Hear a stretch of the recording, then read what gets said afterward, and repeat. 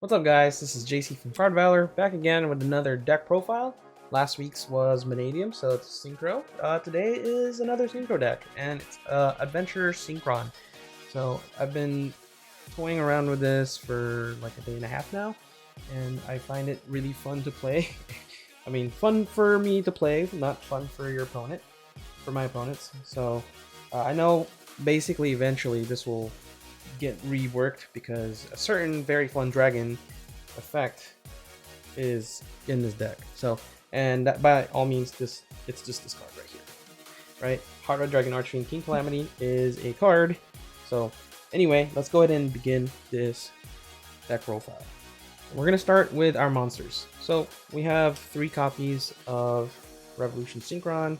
This thing is literally Glow Up Bulb and a microcoder for Synchrons in one card. So literally a custom card. Crazy card. So yeah, this is wild. Keep in mind, you do have to synchro into a level 7 or 8 dragon monster. So or a power tool monster. So that's our Revolution Synchron. Along with our other baby Synchrons, we have our Assault Synchron. So we'll go ahead and display out the rest. So Assault Synchron, Jet Synchron, play at 2. And then we have Stardust Synchron right here. And then it's accompanied by its friend, Stardust Trail, because that is part of our little combo when it's special summoned. We search a spell that mentions Stardust Dragon, and then we can either send it to graveyard, or you can special summon it if we control a Stardust Dragon monster, and we'll special the Stardust Trail. So that is our lineup for the Synchrons. So let's go ahead and put that away. Next up, we have our tech, the Reborn Tengu. I haven't really toyed around with this. I know some people use the Dawnwalker Ascator with the Fire Ant, but I think I'm just gonna play this because this is crazy. Like, it doesn't. I guess it doesn't miss timing. Anytime it leaves the field, special summon another one. So there you have it. And then we have our adventure lineup, which is pretty simple and standard. 3 Enchantress and 1 Illegal Knight. So Illegal Knight or Wandering Griffin Rider, whatever you want, right? Cool part about the Illegal Knight is that you can bounce cards, so pretty cool. Instead of a negate, you can use it as a interruption against your opponents. And then we have our hand trap lineup. So Ash Blossom, Enjoy Spring, and Droll and Lockbird. So we have Droll and Lockbird for basically small world plays, and Ash is also a small world bridge. I'm slowly learning all these bridges, but basically these are hand traps that are relevant in the meta right now that are also small world bridges. And then our last small world bridge, the Kaiju himself, Jizukiru, the starter, destroying Kaiju. And that will round us off with our monsters. We're going to start with our spells. And like I said, we play small world. So this is it's technically a neg 1, but if you get your search off, then it pays off.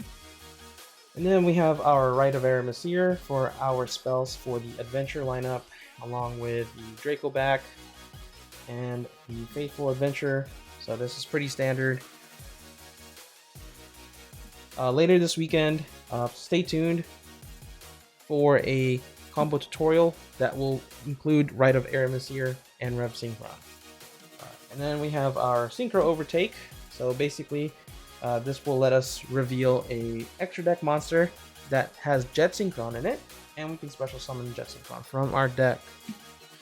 And we have our 2 tunings. I want to play 3, but keeping it at 40 and under, I had to cut it down to 3. So 2 tunings, and then we have Foolish Burial, which technically could be tuning as well, but tuning or Foolish Burial is just basically either Jet Synchron plays or Water Enchantress plays. So anything that relies off the graveyard, pretty good card.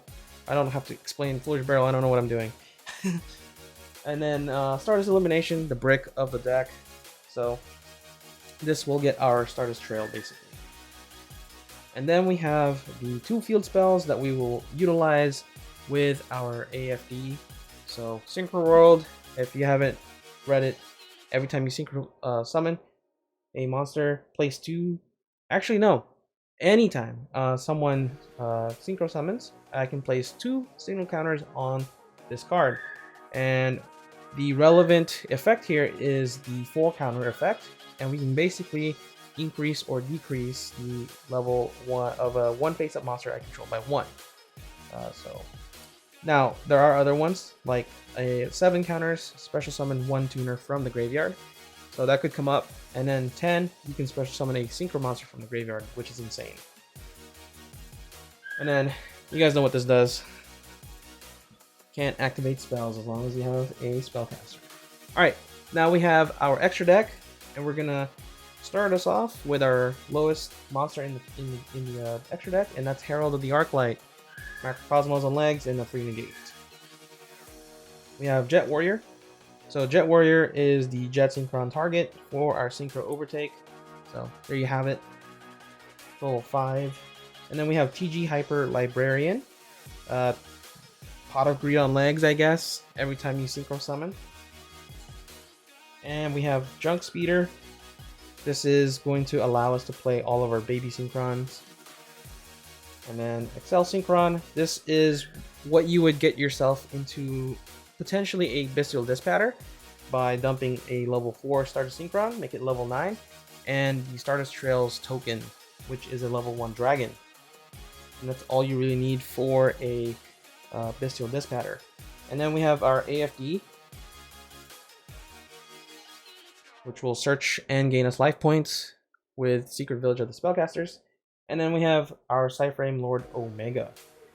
This will basically rip cards out of your opponent's hand, and if you have the right combo, I'm still learning it right now as well, you can Omega hand loop for 2.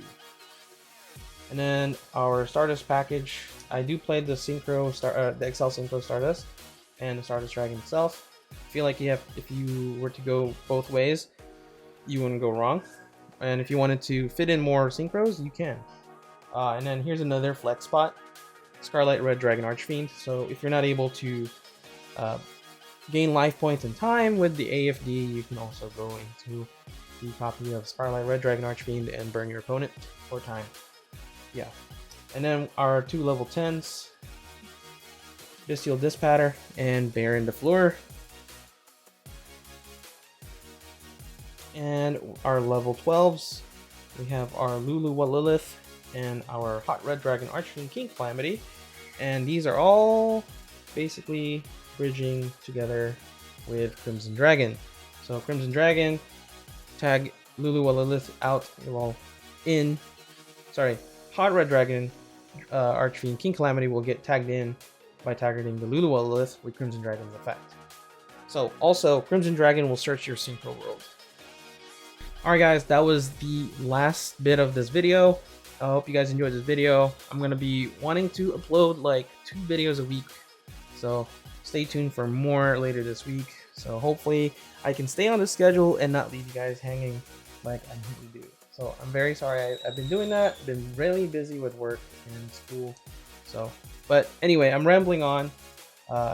If you're new here, please consider subscribing, liking this video, and all that kind of stuff.